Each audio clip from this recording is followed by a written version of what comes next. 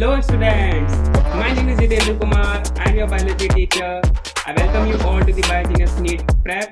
Today we will explore the essential topics for NEET exam, that is gaseous exchange, gas transport, regulation in respiration and your respiratory system disorders. This video will be the part 2 of your previous video, that is breathing and exchange of gases. So without wasting any time, let's get started. Come. So आज जो हमें करना है वो gaseous exchange पढ़ना है भाई। जो गैसेस हमने पहले पढ़ी थी कि भैया आपका गैस जो है वो ब्रीदिंग से जाती है ना, आपके ब्लड में, टिश्यू में जाती है, तो वो किस तरीके से जाती है, ठीक है, एक्सचेंज कैसे होता है उसका, वो पढ़ेंगे आज हम। तो कंटिन्यू करते हैं आगे। तो देखिए, गैस एक्सचेंज जो होता है ना, वो दो तरीके से होता है, ठीक है, टेक्स प्लेस बिटवीन दो चीजों के बीच में होता है। एक तो होता है देखो एल्वियोलाई से ब्लड के बीच में, क्योंकि हमारे लंग्स के अंदर जब हम ब्रीद करते हैं तो बेसिकली एल्वियोलाई में क्या जाती है, एल्वियोलाई फिल एक तरह से वो एयर बैग है ना, एक तरह का जो फिल होता है, तो सैक लाइक स्ट्रक्चर, ठीक है। तो अब इसमें क्या होगा, एल्वियोलाई में हमारी एयर जो एटमॉस्फेरिक एयर है वो जाती है। तो एटमॉस्फेरिक एयर में ऑक्सीजन भी होती है, कार्बन डाइऑक्साइड भी होती है, सारी गैसेज होती है बेसिकली। पर बेसिकली क्या होगा, यहाँ पे ऑक्सीजन और कार्बन डाइऑक्साइड का एक्सचेंज होता है ज्यादातर। तो एक तो एल्वियोलाई से ब्लड में एक्सचेंज होगा, और एक बारी क्या होगा, ब्लड से बॉडी टिश्यू के बीच में एक्सचेंज होगा। ये बात दोनों याद रखना आप, ठीक है। एल्वियोलाई के पास जो ब्लड, उसमें ब्लड वेसल्स हैं एल्वियोलाई के पास, ठीक है, उसमें ब्लड में क्या जाएगा, ऑक्सीजन एंटर करेगा, और जो ब्लड में एंटर कर चुका है अब ऑक्सीजन, वो ऑक्सीजन जाएगा टिश्यूज के पास, जो बॉडी टिश्यूज है, तो वहां पर भी क्या होगा, ब्लड और टिश्यू के बीच में क्या होगा, एक्सचेंज होगा। Next is the alveoli are the main locations where gas exchange happen. तो एल्वियोलाई ही वो साइट है जहाँ पे क्या होता है, गैस एक्सचेंज हो पाता है, ठीक है, एक्सचेंज ऑफ गैसेस होता है जहाँ पे।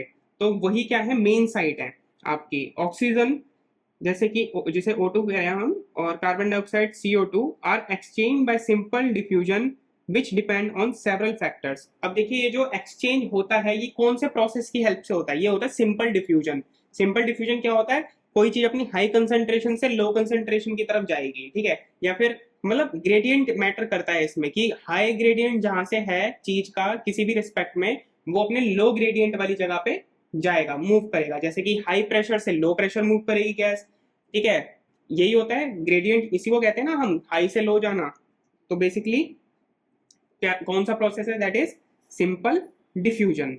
Now next, that is pressure concentration gradient. अब देखिए, ये जो इसमें कुछ फैक्टर जो होते हैं वो रिस्पॉन्सिबल होते हैं डिफ्यूजन के लिए, ठीक है, कि भाई जो सिंपल डिफ्यूजन होगा वो कुछ फैक्टर्स पर डिपेंड करता है। तो क्या है इसमें, प्रेशर या फिर कंसंट्रेशन ग्रेडियंट जो होता है, वही ग्रेडियंट की बात आ गई यहाँ पे। तो देखिए पार्शियल प्रेशर, अब देखिए गैस जो होती है, कई सारा एक मिक्सचर होता है, जो एटमॉस्फेरिक एयर है इसमें क्या है, सारी गैसेस मिक्स हैं, तो ये तो टोटल प्रेशर हुआ आपका। पर अगर हम किसी एक पर्टिकुलर गैस की बात करें कि मिक्सचर में एक पर्टिकुलर गैस का प्रेशर कितना है, तो उसको हम बोलते हैं पार्शियल प्रेशर उस गैस का, ठीक है। तो the partial pressures that is individual pressure of a gas in a gas mixture, मतलब एक गैस का, किसी एक गैस का एक मिक्सचर के अंदर कितना प्रेशर है, या कितना प्रेशर वो खुद अपनी तरफ से कंट्रीब्यूट कर रही है, उसको क्या कहेंगे हम, उस गैस का पार्शियल प्रेशर कहेंगे, ठीक है। तो पार्शियल प्रेशर किसका, O2 का और CO2 का, जिसको अब हम आगे क्या बोलेंगे, PO2, ये पार्शियल प्रेशर ऑफ O2 है, एंड PCO2, ये पार्शियल प्रेशर ऑफ CO2 है, ठीक है। ये आपको नीचे अब टेबल देखते हैं, टेबल में गिवन है। तो देखिए, एक तो रेस्पिरेटरी गैस यहाँ पे लिखी हुई है कि कौन कौन सी गैसेस की बात कहाँ कहाँ पे कर रहे हैं हम, और ये पार्शियल प्रेशर ऑक्सीजन का दिया हुआ है इन mm ऑफ Hg, जिसमें हम मेजर करते हैं प्रेशर को, और ये partial pressure CO2 in mm of Hg है, ठीक है। नेक्स्ट, अगर हम देखें कि पहले हम एटमॉस्फेरिक एयर में देखते हैं, तो भैया एटमॉस्फेरिक एयर में ऑब्वियस सी बात है कि ऑक्सीजन ज्यादा होती है, that is 159 mm of Hg होती है, और जो कार्बन डाइऑक्साइड है ये कितनी है, बहुत कम, 0.3 mm ऑफ Hg प्रेजेंट है। अब देखिए, जब हम सांस लेंगे तो यही एयर हमारी एल्वियोलाई के अंदर जाएगी, ठीक है। एल्वियोलाई में हम देखते हैं कि जो पार्शियल प्रेशर O2 का होता है वो थोड़ा सा कम हो जाता है, that is 104 mm of Hg हो जाता है, और जो कार्बन डाइऑक्साइड का प्रेशर होता है वहां पे, पार्शियल प्रेशर, वो हमें मिलता है वहां पे 40 mm ऑफ Hg। अब ये क्यों ज्यादा हो रहा है ये भी बताएंगे आपको। तो देखिए, डीऑक्सीजनेटेड ब्लड, अगर डीऑक्सीजनेटेड ब्लड की बात करूं, ये वो ब्लड है जो ब्लड ऑलरेडी ऑक्सीजन को डिलीवर करके आ रहा है, ठीक है। इसमें ऑक्सीजन पहले थी, पर ये इसमें जब ब्लड डिलीवर कर देता है ऑक्सीजन को, तो वो कैसा ब्लड बन जाता है, डीऑक्सीजनेटेड, मतलब उसमें से ऑक्सीजन निकल चुकी है। तो डीऑक्सीजनेटेड ब्लड जो होगा उसमें से ऑक्सीजन तो निकल चुकी है, तो आप खुद बताइए कि यहाँ पे जो ऑक्सीजन का प्रेशर है वो कम होना चाहिए या ज्यादा होना चाहिए, क्योंकि निकल चुकी है ना ऑक्सीजन, तो यहाँ पे क्या होगा, कम होगा।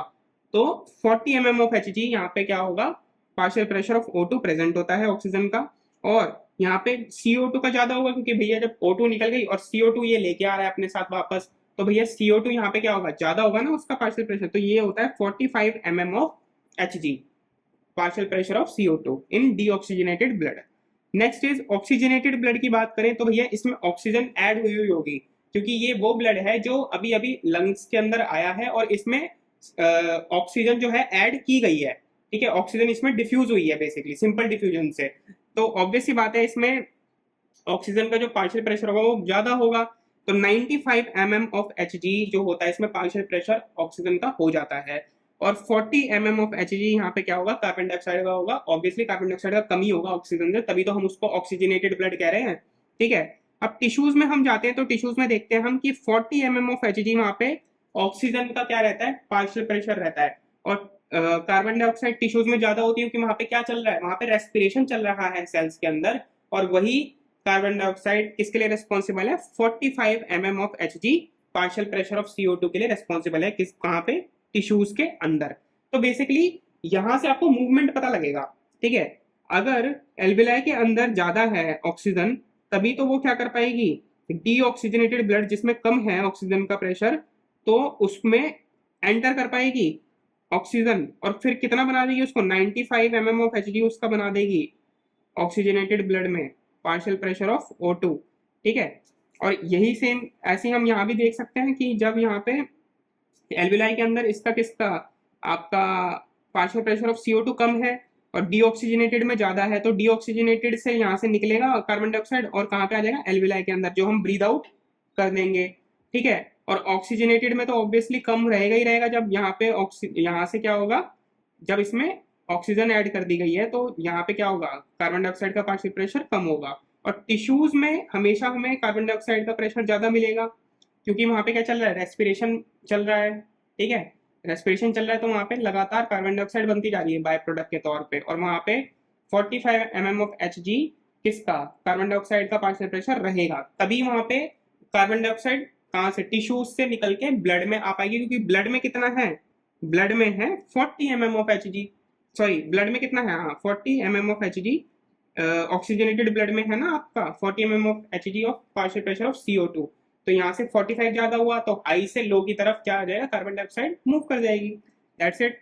ये टेबल बहुत इंपॉर्टेंट है, ये टेबल याद रखोगे आपको पूरा समझ आ जाएगा एक बारी में कि आप मतलब कैसे मूवमेंट होगा गैसेस का, ठीक है। तो यहाँ पे हम देखते भी हैं कि देखिए partial pressure of O2 in alveoli is more, that is 100 mm of Hg than that of blood in capillaries 40 mm of Hg। तो एल्विलाई के अंदर जो पार्शियल प्रेशर होता है ऑक्सीजन का वो क्या होता है, ज्यादा होता है, 104 mm Hg के बराबर होता है then that of blood in blood capillaries. तो ब्लड कैपिलरीज जो है उसमें कितना है आपका 40 mm ऑफ Hg, यहाँ पे हमने देखा ना, जो डीऑक्सीनेटेड ब्लड है वही तो लंग्स के अंदर आता है, 40 mm ऑफ Hg होता है उसमें पार्शियल प्रेशर किसका, ऑक्सीजन का। So oxygen diffuses into capillaries, capillary blood, तो कैपिलरीज में जो ब्लड फ्लो कर रहा है उसके अंदर क्या होता है, ऑक्सीजन जो होती है हमारी डिफ्यूज हो जाती है। अब बात करें partial pressure of CO2 in deoxygenated blood is more 45 mm of Hg then that in alveoli 40 mm Hg।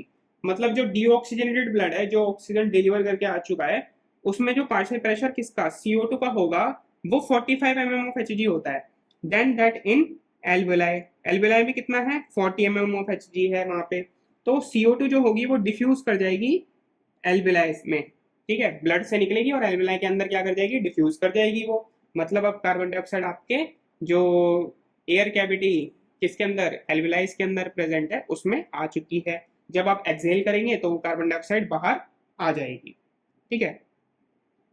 Next is solubility of gas. Next factor क्या है आपका, सॉल्युबिलिटी ऑफ गैस, कौन सी गैस कितनी ज्यादा सॉल्युबल है, कितनी जल्दी मिल जाएगी वो, ठीक है, किसके अंदर मिलेगी, ऑब्वियसली ब्लड के अंदर ही मिलेगी, ठीक है। तो CO2 is 20 to 25 times more soluble than O2। जो CO2 होती है वो ज्यादा सोलेबल होती है, कितने टाइम्स, 20 to 25 टाइम्स, ये इंपॉर्टेंट सवाल है, ठीक है, ऑक्सीजन से ज्यादा क्या होती है, सॉल्युबल होती है 20 to 25 times. This greater solubility means CO2 can diffuse through the diffusion membrane more easily. इसका मतलब है कि भाई ज्यादा सॉलिबिलिटी है तो ज्यादा CO2 क्या करेगी, अगर मैं एक सिंपल चीज बोलूं, 10 सेकंड का टाइम है, 10 सेकंड में जितनी O2 डिफ्यूज होगी और 10 सेकंड में जितनी CO2 डिफ्यूज होगी, तो हमें किसका अमाउंट ज्यादा मिलेगा, हमें मिलेगा CO2 का अमाउंट ज्यादा, क्योंकि उसकी जो डिफ्यूज होने की कैपेसिटी है वो क्या है, ज्यादा है। क्यों? क्योंकि उसकी सॉलिबिलिटी ज्यादा है। ठीक है, तो this greater solubility means CO2 can diffuse through the diffusion membrane. जो डिफ्यूजन मेम्ब्रेन होगी, मतलब एक बीच में मेम्ब्रेन होती है ना, हाई कंसेंट्रेशन और लो कंसेंट्रेशन के बीच में, तो ये ज्यादा डिफ्यूज करेगी, CO2 ज्यादा डिफ्यूज करेगी थ्रू डिफ्यूजन मेम्ब्रेन, और ज्यादा आसानी से करेगी O2 के मुकाबले पर unit difference in partial pressure. हर एक पार्शियल डिफरेंस का जो पार्शियल प्रेशर का जो डिफरेंस आएगा, मतलब पर यूनिट डिफरेंस जो आएगा। ठीक है, तो बेसिकली ये क्या है आपका, यहाँ से ये याद रखना है आपको कि भाई CO2 जो होती है वो ज्यादा सोलेबल होती है और ज्यादा इजीली क्या होती है, डिफ्यूज होती है। Now next is thickness of membrane. ये थर्ड आपका फैक्टर है जो रिस्पॉन्सिबल होता है, that is thickness of membrane, कि जिस मेम्ब्रेन में क्या हो रही है, वो डिफ्यूज होके जाएगी जिस मेम्ब्रेन के थ्रू गैस, तो उसकी थिकनेस कितनी है। तो वहां पे देखिए डिफ्यूजन मेम्ब्रेन जो होती है वो बनी किससे होती है, पहले तो हम यही देखेंगे। तो डिफ्यूजन मेम्ब्रेन जो होती है वो कंपोज होती है 3 लेयर से, 3 लेयर होती है, जैसे कि मैं यहाँ पे दिखाता हूँ आपको डायग्राम में। ठीक है, आप यहाँ देखिए डायग्राम में, ये देखिए। तो बेसिकली ये जो है, ये आपकी डिफ्यूजन मेम्ब्रेन एक तरह से आप देख रहे हैं यहाँ पे। ठीक है, देखिए पहले तो क्या है आपकी, ये एल्विलाय है, ये क्या है, एल्विलाय है ये। अब ये जो एल्विलाय देख रहे हैं आप, यहाँ देख रहे हैं ना कि ये सिंगल सेल की थिकनेस है, इसमें सिंगल सेल थिकनेस है, ये एक ही सेल की बनी हुई है। और ये कौन सा सेल होता है, एल्वियुलर वॉल जो होती है वन सेल थिक होती है, और किसकी होती है, स्क्वेमस एपिथेलियम की होती है। यहाँ पे देखा ना हमने, ये देखिए यहाँ पे लिखा हुआ है किसकी है, स्क्वेमस एपिथेलियम ऑफ एल्विलाई। तो स्क्वेमस एपिथेलियम की बनी हुई होती है। नेक्स्ट नेक्स्ट देखिए, अब इसके बाद क्या आता है यहाँ पे, ये येलो सब्सटेंस तो देख रहे हैं यहाँ पे आप, ये बीच में क्या भरा हुआ है, बेसमेंट मेम्ब्रेन। ये क्या है, बेसमेंट मेम्ब्रेन। ठीक है, बेसमेंट मेम्ब्रेन किसी भी दो मेम्ब्रेन के बीच में जो सब्सटेंस होता है उसको कहते हैं बेसमेंट सब्सटेंस या बेसमेंट मेम्ब्रेन। ठीक है, और देखिए आप जो थर्ड थर्ड आपको दिखेगी यहाँ पे, वो क्या है, ब्लड की कैपिलरी की मेम्ब्रेन, जो ये है। ठीक है, और ब्लड की जो, ये भी एक सेल जितनी थिक होती है, बहुत बहुत बहुत थिन होती है, तभी तो क्या होता है, गैस के मॉलिक्यूल इनसे पास कर पाते हैं इनके थ्रू। तो बेसिकली ब्लड कैपिलरी जो होगी ये किससे बनी हुई होती है, ये एंडोथेलियम से बनी हुई होती है। ठीक है, एंडोथेलियम। ठीक है, ये एंडोथेलियम होगा। ये क्या है, सिंपल स्क्वेमस एपिथेलियम। ठीक है, तो ये जो टिश्यू है बेसिकली, ये सिंपल स्क्वेमस हो गया, एंडोथेलियम हो गया, ये बेसिकली मेम्ब्रेन बनाने का काम ही करते हैं। ठीक है, ताकि इजी क्या हो पाए, डिफ्यूजन हो पाए, जो मूवमेंट है मॉलिक्यूल्स का इनके अक्रॉस इजीली हो पाए। तो ये ज्यादातर हमें उसी जगह पे देखने को मिलते हैं। ठीक है, तो बेसिकली ये आपका क्या हो गया यहाँ पे, ये आपका हो गया मेम्ब्रेन। ठीक है, कि जो मेम्ब्रेन है वो जिस मेम्ब्रेन के थ्रू क्या हो रहा है, आपका डिफ्यूजन हो रहा है। तो एक तो क्या होगा, simple squamous epithelium of alveoli होगा, एंडोथेलियम ऑफ एल्विलरी कैपिलरी होगा, एल्विलाई में जो कैपिलरी जा रही है उसकी क्या होगी, एंडोथेलियम होगी। ठीक है, और बेसमेंट मेम्ब्रेन होगी बिटवीन दैम, उन दोनों के बीच में सैंडविच होगी क्या है, बेसिकली बेसमेंट मेम्ब्रेन। तो बेसिकली जो टोटल थिकनेस निकल के आती है यहाँ पे, वो कितनी निकल के आती है, अप्रोक्सीमेटली 0.5 माइक्रोमीटर। 0.5 माइक्रोमीटर, ये आपके हेयर से भी बहुत छोटा है। ठीक है, तो 0.5 micrometre, it enables easy gas exchange, जिसकी वजह से इजी क्या हो पाता है, गैस एक्सचेंज हो पाता है आपका। जो नेक्स्ट है, लास्ट है आपका फैक्टर, वो क्या होता है, सरफेस एरिया। तो सरफेस एरिया में क्या देखते हैं हम, तो alveoli increases the lungs surface area enhancing gaseous exchange. अब एल्विलाई जो है एक तरह से बलून मान सकते हैं हम, सैक लाइक स्ट्रक्चर बोलते हैं उसको, बलून मान सकते हैं। बलून अगर फूलेगा तो आपका जो सरफेस एरिया है, एक बलून कॉन्स्ट्रिक्टेड स्टेट में जिसमें भी हवा नहीं भरी हुई, तो भैया उसका जो सरफेस एरिया होगा कम होगा, सरफेस जो होगा वो कम होगा। अब बलून फूल गया पूरा, तो उसका जो सरफेस एरिया है पूरा, वो क्या है, बढ़ गया ना। तो वही यहाँ बता रहे हैं कि एल्विलाई जो होती है इंक्रीज कर देती है लंग्स का सरफेस एरिया, जिसकी वजह से गैसियस एक्सचेंज और ज्यादा एनहेंस हो जाता है और अच्छे से होता है गैस एक्सचेंज। ठीक है, नेक्स्ट टॉपिक जो आपका है वो क्या है, गैस ट्रांसपोर्ट, O2 का ट्रांसपोर्ट और CO2 का ट्रांसपोर्ट कैसे होता है। ठीक है, तो ये इंपॉर्टेंट पार्ट है, यहाँ से थोड़ा आप कंसंट्रेशन बिल्ड करिए। तो it is the transport of respiratory gases, जो भी रेस्पिरेटरी गैसेज कौन कौन सी हैं आपकी, ऑक्सीजन और CO2, from alveoli to the systemic tissue and vice versa. तो सिस्टमिक टिश्यू मतलब आपके जो भी लोअर पार्ट का हो गया आपके, that is your legs, your digestive system, your feets, ठीक है। तो ये सिस्टमिक सर्कुलेशन है बेसिकली। और इससे वापस आना, इससे ऑक्सीजन का या कार्बन डाइऑक्साइड का वापस आना, टिश्यूज में से वापस भी तो आएगी ये गैस, इस गैस का सिस्टमिक सर्कुलेशन में जाना और सिस्टमिक से वापस आना, ये बेसिकली क्या है, ट्रांसपोर्ट है किसका, गैस का।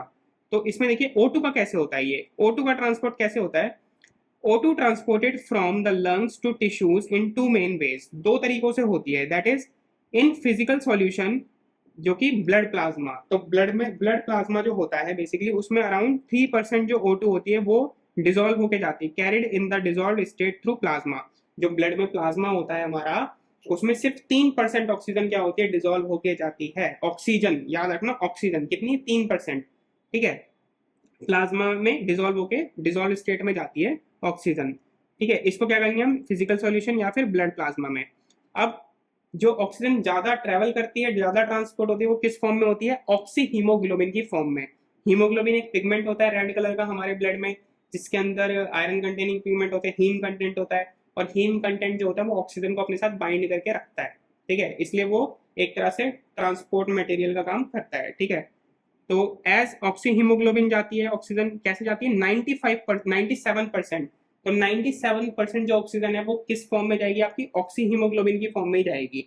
About 97% of the oxygen is carried by red blood cells, आपके रेड ब्लड सेल्स होते हैं उनमें जाती है ऑक्सीजन, ठीक है, कैरी, उनमें कैरी होकर जाती है। तो O2 जो होती है वो बाइंड कर लेती है किसके साथ, हीमोग्लोबिन के साथ, the red iron containing pigment in RBC. Red iron containing pigment जो प्रेजेंट होता है आरबीसी के अंदर, जिसको हीमोग्लोबिन कहते हैं, उसके साथ ऑक्सीजन बाइंड हो जाती है, ठीक है, फॉर्मिंग ऑक्सी हीमोग्लोबिन। और क्या बना लेती है, ऑक्सी हीमोग्लोबिन। ये जो प्रोसेस होता है इसको क्या बोला जाता है, ऑक्सीजिनेशन। इसको क्या बोलते हैं हम, ऑक्सीजिनेशन। तो हीमोग्लोबिन जो होता है वो क्या होता है, हीमोग्लोबिन बेसिकली 4 हीम यूनिट होती हैं, इसमें हीम यूनिट बोलेंगे हम, ठीक है। हीमोग्लोबिन में 4 हीम यूनिट होती हैं, और हर हीमोग्लोबिन मॉलिक्यूल जो होता है, एक हीमोग्लोबिन मॉलिक्यूल जो होता है वो कितनी ऑक्सीजन के साथ बाइंड कर सकता है, 4 ऑक्सीजन, कितनी, 4 ऑक्सीजन मॉलिक्यूल के साथ क्या कर सकता है, बाइंड कर सकता है। 4 ऑक्सीजन के मॉलिक्यूल्स के साथ क्या कर सकता है, बाइंड कर सकता है हीमोग्लोबिन। याद रखना मॉलिक्यूल की बात की जा रही है, एटम की नहीं। मॉलिक्यूल होता है ऑक्सीजन का O2, और एटम बोलेंगे तो ऑक्सीजन सिर्फ। तो मॉलिक्यूल कितने बाइंड कर सकता है, वो 4 मॉलिक्यूल बाइंड कर सकता है, किसके, ऑक्सीजन के, ठीक है। Factors like partial pressure of O2, partial pressure of CO2, hydrogen ion concentration मतलब H आयन कंसंट्रेशन, ठीक है, ऑन pH एंड टेम्परेचर। ये देखिए 4 चीजें हो गई। तो पार्शियल प्रेशर ऑफ आपका O2 हो गया, एक CO2 का हो गया, एक हाइड्रोजन आयन का कंसंट्रेशन हो गया जो pH बताएगा हमको, और टेम्परेचर। ये 4 चीजें जो होती हैं ये इन्फ्लुएंस करती हैं किसकी, बाइंडिंग को, कि ऑक्सीजन कितनी अच्छी तरीके से बाइंड करेगी हीमोग्लोबिन के साथ या नहीं करेगी, ठीक है। तो क्या होता है देखिए, हीमोग्लोबिन जो होता है ऑक्सीजन के साथ बाइंड करेगा, और अगर हाई प्रेशर है किसका, पार्शियल प्रेशर ऑक्सीजन का है, ठीक है, तो क्या करेगा आपका ऑक्सीजन जो है इसके साथ बाइंड कर जाएगा इजीली, अगर हाई पार्शियल प्रेशर किसका है, O2 का है।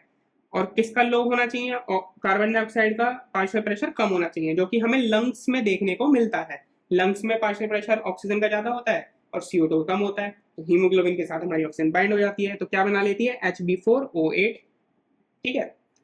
इसका उल्टा क्या होता है, टिश्यूज में जब जाते हैं हम, टिश्यूज में क्या होता है देखो, वहां पे लो पार्शियल प्रेशर हमें ऑक्सीजन का देखने को मिलता है, और हाई पार्शियल प्रेशर हमें CO2 का देखने को मिलता है।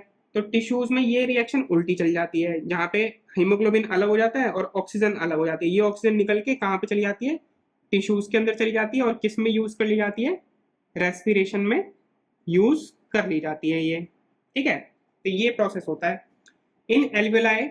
High partial pressure of O2, low partial pressure of CO2, low hydrogen ion concentration and lower temperature। Temperature भी क्या होना चाहिए, लो होना चाहिए। फेवर ऑक्सी हीमोग्लोबिन फॉर्मेशन, तो ये क्या करता है, फेवर करता है ऑक्सी हीमोग्लोबिन की फॉर्मेशन को, ठीक है। आपका हाई ऑक्सीजन का पार्शियल प्रेशर होना चाहिए, बाकी सारे लो होने चाहिए। Low partial pressure of CO2, low hydrogen ion concentration, low temperature, ठीक है।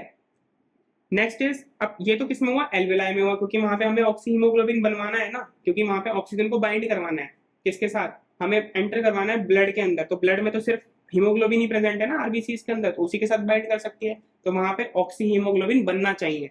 Next is tissues. टिश्यूज में क्या होता है कि जो ऑक्सी हीमोग्लोबिन बना है, अब उसमें से ऑक्सीजन निकल जानी चाहिए, बाइंडिंग कैपेसिटी कम हो जानी चाहिए ऑक्सीजन और हीमोग्लोबिन के बीच में, अगर टिश्यूज तक पहुंच गया हमारा वो ब्लड, तो वहां पे क्या होगा, टिश्यूज में लो पार्शियल प्रेशर होगा किसका, ऑक्सीजन का, हाई पार्शियल प्रेशर CO2 का होगा, हाई हाइड्रोजन आयन कंसेंट्रेशन होगी, मतलब पीएच क्या होगी, ऑब्वियसली एसिडिक पीएच होगी वहां पे, ठीक है, और हायर टेम्परेचर, और टेम्परेचर भी क्या होगा, ज्यादा होगा, तो इस जगह पे क्या होता है, ऐसी जगह पे वहां पे आपकी ऑक्सीजन और हीमोग्लोबिन की जो बाइंडिंग कैपेसिटी है वो कम हो जाती है, और इसकी वजह से क्या होता है, facilitates O2 release from haemoglobin, oxygen जो होती है वो रिलीज हो जाती है हीमोग्लोबिन में से, ठीक है। Next is, normally 100 ml of oxygenated blood, ये याद रखने वाला डाटा है कि जो 100 ml ऑक्सीजनेटेड ब्लड होता है जिसमें ऑक्सीजन ऐड हुई है, मतलब लंग्स में से जो अभी ऑक्सीजनेट होके गया है ब्लड, तो वो क्या करता है, डिलीवर करता है 5 ml of O2 to tissues, 5 ml oxygen किसमें, टिश्यूज के अंदर। एक खास बात और बताता हूँ, ये कौन सी स्टेट में, ये रेस्टिंग स्टेट में है बताया हुआ है, ठीक है, पर जब हम एक्सरसाइज करते हैं तो यही 100 ml जो होता है ये कितना डिलीवर करता है, अराउंड 15 ml, 15 ml जो होती है ऑक्सीजन को क्या करता है, एक तरीके से डिलीवर करता है ये, ठीक है, याद रखना ये चीज आप। और एक चीज और होता है कि आपका जो नॉर्मल हीमोग्लोबिन का लेवल होता है, क्या होता है, नॉर्मल HB कितना होता है, अराउंड आपका 15 ग्राम मान सकते हैं आप, ठीक है, 12 टू ऐसे 15 ग्राम होता है फीमेल्स के लिए, बट 15 ग्राम आप एक आइडियल मान सकते हैं, ठीक है। Next is oxygen haemoglobin dissociation curve, ठीक है, तो ये ऑक्सीजन हीमोग्लोबिन डिसोसिएशन कर्व जो है ये हमें ये बताता है कि ऑक्सीजन की जो बाइंडिंग है हीमोग्लोबिन के साथ वो कैसी है, ठीक है, कितना ऑक्सीजन डिसोसिएट होगी और कैसे होगी, तो हम जब हम देखते हैं ऑक्सीजन और हीमोग्लोबिन का कर्व देखते हैं, ठीक है, तो वो कुछ ऐसा आता है, देखिए सिग्मोइड कर्व आता है, ठीक है, ये देखिए आप, ये जो कर्व है ये क्या है आपका, ऑक्सीजन हीमोग्लोबिन डिसोसिएशन कर्व है। अब यहाँ देखिए, यहाँ पे जो आपका वाई एक्सिस है, यहाँ पे क्या है आपका, ये percentage saturation of haemoglobin with oxygen, मतलब कितना परसेंट हीमोग्लोबिन जो है क्या हो गया है, ऑक्सीजन के साथ बाइंड हो चुका है, ठीक है, और यहाँ पे लास्ट में क्या है, ये percentage partial pressure of oxygen, ठीक है, ये क्या है आपका, नीचे क्या दिया हुआ, ये पार्शियल प्रेशर ऑफ ऑक्सीजन, ठीक है। अब यहाँ पे देखिए, ये जो ग्राफ आता है ये कुछ ऐसा आता है, एस शेप का ग्राफ आता है, इसको बोलते हैं हम सिग्मोइड कर्व, क्या बोलते हैं, सिग्मोइड कर्व, ठीक है।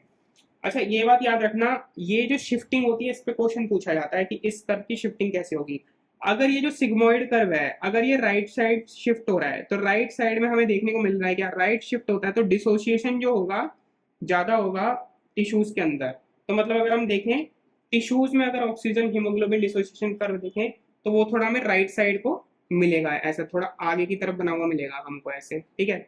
और अगर हम देखें एल्वेलाई के अंदर जो कि थोड़ा लेफ्ट साइड में डिसोसिएटेड होगा, क्यों होगा, क्योंकि लेफ्ट साइड का मतलब है यहाँ पे एसोसिएशन जो है ज्यादा है, ठीक है, ऑक्सीजन और हीमोग्लोबिन की, तो वो हमें एल्वेलाई में देखने को मिलता है।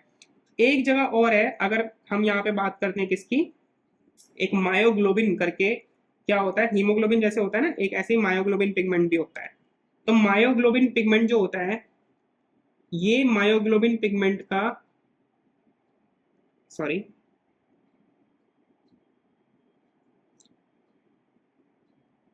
मायोग्लोबिन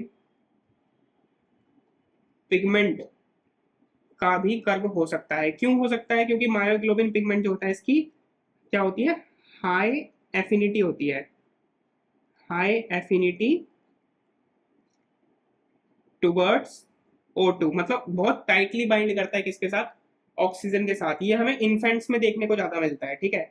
तो बेसिकली मायोग्लोबिन का कर्व अगर देखेंगे तो कुछ इस तरफ ही बनेगा, मतलब कि लेफ्ट साइड की तरफ ही बनेगा, ठीक है।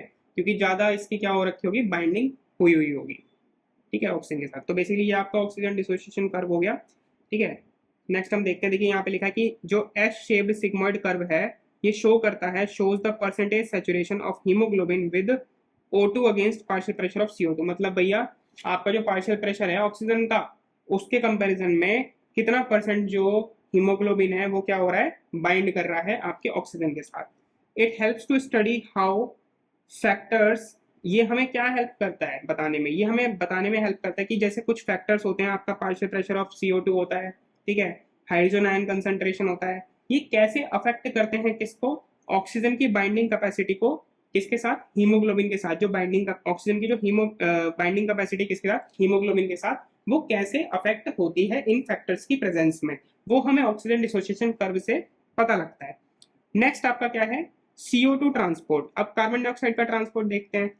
ऑक्सीजन का तो देख लिया, 97% ऑक्सी हीमोग्लोबिन की फॉर्म में और 3% ब्लड प्लाज्मा, ठीक है।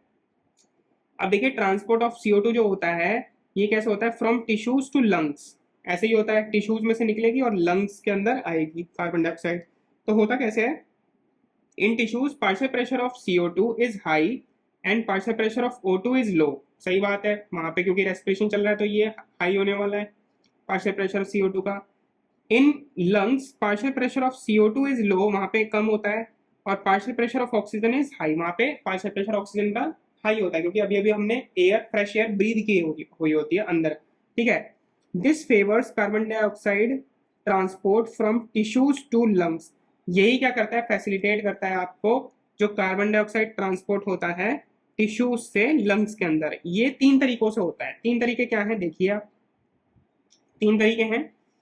पहला तो होता है कार्बोनिक एसिड की फॉर्म में, अबाउट 7%, 7% जो कार्बन डाइऑक्साइड होती है वो डिसॉल्व हो जाती है प्लाज्मा के अंदर, जो ब्लड प्लाज्मा होता है, और क्या बना लेती है, कार्बोनिक एसिड बना लेती है, which is carried to the lungs, और वो ले जाया जाता है कहाँ पे, लंग्स के अंदर कैरी किया जाता है, ठीक है। देखिए कार्बोनिक एसिड मतलब, ठीक है, ये ले जाएगा आपको carried to the lungs. Next is as carbaminohaemoglobin, carbaminohaemoglobin मतलब जो कार्बन डाइऑक्साइड है वो हीमोग्लोबिन के साथ बाइंड करेगी, कैसे करेगी, अबाउट 20 to 25%, 20 से 25% जो आपकी कार्बन डाइऑक्साइड है वो बाइंड करती है किसके साथ, हीमोग्लोबिन के साथ, और क्या बना लेती है, कार्ब अमीनो हीमोग्लोबिन, जो टिश्यूज के अंदर बनेगा। In the alveoli the CO2 dissociates from carb amino haemoglobin, वही सेम चीज होगी कि जैसे ऑक्सीजन टिश्यूज में अलग हो जाती थी, टिश्यूज के पास अलग हो जाती थी ना जाके हीमोग्लोबिन से, वैसे ही अब जो टिश्यूज के अंदर कार्बन डाइऑक्साइड बाइंड करी है किसके साथ, हीमोग्लोबिन के साथ, जब ये लंग्स में जाएगा हीमोग्लोबिन, तो वहां पे कार्बन डाइऑक्साइड हीमोग्लोबिन से क्या हो जाएगी, अलग हो जाएगी, डिसोसिएट हो जाएगी, और हम उसको एक्सेल आउट कर देंगे। और जो सबसे ज्यादा ट्रैवल करती है कार्बन डाइऑक्साइड जिस फॉर्म में, वो होते हैं बाइकार्बोनेट्स की फॉर्म में, ठीक है, एज बाइकार्बोनेट्स। अबाउट 70%, 70% जो CO2 होती है वो ट्रांसपोर्ट की जाती है इस तरीके से, मतलब बाइकार्बोनेट्स की फॉर्म में। इसके लिए एक एंजाइम यूज होता है, जो क्या होता है, the enzyme carbonic anhydrase in RBCs. कहाँ प्रेजेंट होता है, आरबीसीज के अंदर प्रेजेंट होता है, blood RBCs and plasma, plasma में भी प्रेजेंट होता है ये। तो CO2 और वाटर को क्या करता है, ये कन्वर्ट कर देता है into carbonic acid, carbonic acid बना देता है, which then dissociates into hydrogen ion and bicarbonate ion, जो कि कार्बोनिक एसिड फिर ब्रेक डाउन हो जाता है किसमें, हाइड्रोजन आयंस में और आपके बाइकार्बोनेट आयंस में। रिएक्शन ये नीचे लिखी हुई है, आप देख सकते हैं। देखिए कार्बन डाइऑक्साइड है और वाटर है, दोनों रिएक्ट करे, और यहाँ पे क्या बना लिया, कार्बोनिक एसिड बना लिया ये इन्होंने, ठीक है। और ये इसके लिए लगा क्या है, एंजाइम कार्बोनिक एनहाइड्रेज, ये एंजाइम यूज हुआ है, जिससे कि क्या बना यहाँ पे, कार्बोनिक एसिड। अब ये कार्बोनिक एसिड यहाँ पे ये ब्रेक डाउन हुआ, किसमें ब्रेक डाउन हो गया, एक तो बाइकार्बोनेट में, ठीक है, और ये क्या है आपका H आयन है, ठीक है। तो ये रिएक्शन आपकी चल रही है बेसिकली। अब एल्वेलाई जो होता है, in alveoli this reaction reverse forming CO2 and H2O। अब देखिए जो एल्वेलाई में जब ये पहुंच जाएगा, अभी ये वाली रिएक्शन कहाँ चल रही थी, ये रिएक्शन चल रही होगी आपकी टिश्यूज में, ठीक है, टिश्यूज के पास। और जब यही क्या होगा, जब ये अब ये बाइकार्बोनेट है ना, ये बाइकार्बोनेट बन चुके हैं, अब ये ब्लड में मिले हुए हैं, अब ये कहाँ जाएंगे आप बताओ, ब्लड में फ्लो करते करते एल्वेलाई में जाएंगे, तो एल्वेलाई में क्या होगा, ये रिएक्शन इस डायरेक्शन में चलेगी, बाइकार्बोनेट आयन से कार्बोनिक एसिड बनेगा और कार्बोनिक एसिड से वापस से CO2 और वाटर बन जाएगा, जिसको हम क्या कर देंगे, एक्सेल आउट कर देंगे। ठीक है, यहाँ पे देखिए every 100 ml of deoxygenated blood delivers about 4 ml of CO2 to the alveoli। हर एक 100 ml जो डीऑक्सीजनेटेड ब्लड होता है ये कितना डिलीवर करता है, about 4 ml, 4 ml carbon dioxide को क्या करता है, डिलीवर करता है किसके अंदर, एल्वेलाई के अंदर। Next is regulation of respiration. अब भैया रेगुलेशन कैसे होता है रेस्पिरेशन का, चलता कैसे रहता है लगातार ये, तो इसके लिए कुछ सेंटर्स बने हुए होते हैं जिनको हम रेस्पिरेटरी सेंटर्स बोलते हैं, हमारे ब्रेन में प्रेजेंट होते हैं बेसिकली। तो respiration is controlled by several centres in the brain. पहला क्या होता है, रेस्पिरेटरी रिदम सेंटर, जिसको इंस्पायरेटरी एंड एक्सपायरेटरी सेंटर भी कहा जाता है। तो ये कहाँ प्रेजेंट होता है, ये आपका प्रेजेंट होता है मेडुला ऑब्लंगेटा रीजन जो होता है ब्रेन का, वहां प्रेजेंट होता है। This centre regulates breathing. ये सेंटर जो होता है क्या करता है, रेगुलेट करता है आपकी ब्रीदिंग रिदम को through inspiratory and expiratory centre. ठीक है, इंस्पायरेटरी और एक्सपायरेटरी सेंटर के थ्रू। ठीक है, नेक्स्ट जो आपका सेंटर होता है वो क्या होता है, नीमोटैक्सिक सेंटर। नीमोटैक्सिक सेंटर जो होता है ये लोकेटेड होता है पोन्स रीजन में। न्यूमोटैक्सिक पी से शुरू होता है और पोन्स में ही प्रेजेंट है, तो ये याद रखने का इसका तरीका है, located in the pons, it moderates the respiratory rhythm centre. इस नीमोटैक्सिक सेंटर का काम क्या होता है, इस रेस्पिरेटरी सेंटर को क्या करता है, मॉडरेट करता है बेसिकली, उसकी रिदम सेंटर जो होती है उसको मॉडरेट करता है, रेस्पिरेटरी रिदम सेंटर को मॉडरेट करेगा by reducing the duration of inspiration. और ये भी याद रखिएगा कि क्या करेगा, ये ड्यूरेशन जो होती है किसकी, इंस्पायरेशन की, उसको क्या कर देता है, रिड्यूस कर देता है, कम कर देता है, दस ऑल्टरिंग द रेस्पिरेटरी रेट, जिससे कि हमारा जो रेस्पिरेटरी रेट होता है वो भी क्या होता है, ऑल्टर हो जाता है। रेस्पिरेटरी रेट कितना होता है हमारा, 12 to 16 लिखा था ना हमने, 12 to 16 टाइम्स होता है पर मिनट, उसको क्या करता है, ऑल्टर कर देगा बेसिकली। नेक्स्ट जो होता है सेंटर वो होता है कीमो सेंसिटिव एरिया। तो ये लोकेटेड होता है near the rhythm centre, rhythm centre के ही बगल में होता है थोड़ा सा। It this area is activated by increased CO2 and hydrogen ion concentration. ये कब एक्टिवेट होता है, जब आपके ब्लड में ज्यादा कार्बन डाइऑक्साइड प्रोड्यूस हो रही है या फिर जो हाइड्रोजन आयन है उनका कंसंट्रेशन बहुत ज्यादा हो जाता है। It signals the rhythm centre to adjust breathing. और फिर ये जो कीमोसेंसिटिव एरिया होता है ये सिग्नल भेजता है किसको, रिदम सेंटर को, कि भैया ब्रीदिंग जो है उसको थोड़ा एडजस्ट करो। ठीक है, next is receptors in the aortic arc. जो एओटिक आर्क होती है आपकी हार्ट के पास, ठीक है, और कैरोटिड आर्टरी जो होती है हार्ट की, also detect changes in the CO2 and H ion concentration. वो भी क्या डिटेक्ट करते हैं, कार्बन डाइऑक्साइड और हाइड्रोजन आयन का जो कंसंट्रेशन है उसमें कुछ चेंज आता है, तो वो भी डिटेक्ट किया जाता है एओटिक आर्क और कैरोटिड आर्टरी के द्वारा। And send signal to the rhythm centre. और सिग्नल कहाँ भेज देते हैं, वो रिदम सेंटर में भेज देते हैं। Oxygen has a relatively minor role in regulating respiratory rhythm. तो ऑक्सीजन जो होता है उसका बहुत ही माइनर रोल या ना के बराबर रोल कह सकते हो आप, रेगुलेटिंग रेस्पिरेटरी रिदम। जो हमारी सांसें चलती रहती हैं, ब्रीदिंग चलती रहती है, इसमें ऑक्सीजन का बहुत कम रोल है। ठीक है, याद रखिए ये ऑक्सीजन का बहुत माइनर रोल होता है in regulation of respiratory rhythm. ठीक है, किसके लिए किसके रेस्पिरेटरी रिदम के लिए ज्यादातर सेंसिटिव किस लिए है बताइए, किस चीज के लिए, कौन सी गैस के लिए है, जो हमारी रेस्पिरेटरी रिदम है उसको बेसिकली कौन सी गैस चलाए रख रही है, उसको बेसिकली आपकी CO2 गैस के लिए ज्यादा सेंसिटिव है वो, क्योंकि CO2 के लिए ही क्या है वहां पे, उनके पास रिसेप्टर्स प्रेजेंट हैं आपके कीमोसेंसिटिव एरिया में और आपके एओटिक आर्क और कैरोटिड आर्टरी में। ठीक है, next is disorder of respiration, sorry disorders of respiratory system. कौन कौन से डिसऑर्डर हमें देखने को मिलते हैं, तो फर्स्ट है आपका एस्थमा। एस्थमा क्या होता है, characterized by difficulty in breathing and wheezing due to inflammation of bronchi and bronchioles. तो बेसिकली ये रेस्पिरेटरी पाथवे होते हैं ना, ब्रोंकाई और ब्रोंकियोल्स, पाथ एयर पैसेज का पार्ट है। तो बेसिकली कैरेक्टराइज कैसे किया जाता है इनको, डिफिकल्टी होती है ब्रीथ करने में, व्हीजिंग साउंड आती है, और इसमें इन्फ्लेमेशन किसका हो जाता है, आपकी ब्रोंकाई का और ब्रोंकियोल्स का, मतलब एयर पैसेज का एक क्या कह सकते हैं उसका इन्फ्लेमेशन। तो इसलिए पंप देखा होगा ना आपने, पंप दिया जाता है ऐसे लोगों को, तो जैसे ही वो पंप लेते हैं तो उनका एयर पैसेज क्या होता है, वाइड हो जाते हैं, ओपनिंग्स खुल जाती हैं और इजीली वो क्या कर पाते हैं, ब्रीद कर पाते हैं। नेक्स्ट है एम्फाइसीमा आपका। Emphysema involves damage due to the alveolar walls. तो एल्विलाई की जो वॉल्स हैं, ठीक है, एंडोथीलियम सॉरी एपिथेलियल वॉल्स जो हैं उसकी, वो क्या होती हैं, डैमेज हो जाती हैं, जिससे कि जो रेस्पिरेटरी सरफेस एरिया है वो क्या होता है, रिड्यूस हो जाता है। The primary cause is cigarette smoking. तो सिगरेट स्मोक जो करते हैं बेसिकली उनके साथ ये ज़्यादा होता है कि जो एल्विलाई वॉल होती हैं वो क्या हो जाती हैं, डैमेज हो जाती हैं और रेस्पिरेटरी सरफेस एरिया कम हो जाता है, जिससे कि कम ऑक्सीजन जो होगी वो डिफ्यूज करेगी, ठीक है, गैस एक्सचेंज कम हो जाएगा बेसिकली।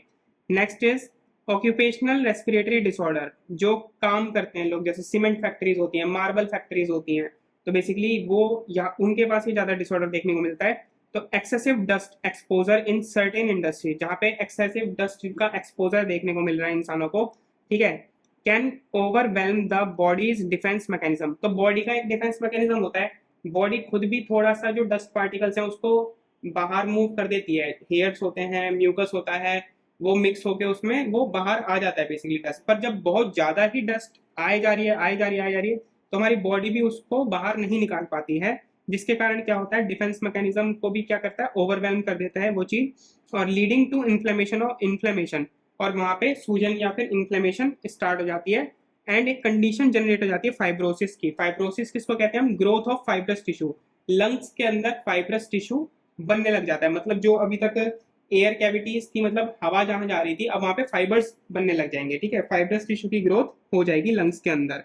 तो workers in such environment should wear protective mask and to prevent lung damage. तो उनको भाई प्रोटेक्टिव मास्क पहनना चाहिए, जिससे कि वो लंग्स में जो डस्ट है वो ना जा पाए, अपने लंग्स को क्या करें, प्रोटेक्ट कर पाए। So basically that's it. So I hope so this video helps you a lot in understanding the concepts for your NEET exam, that is gaseous exchange, gas transport, regulation in respiration, and your respiratory disorders.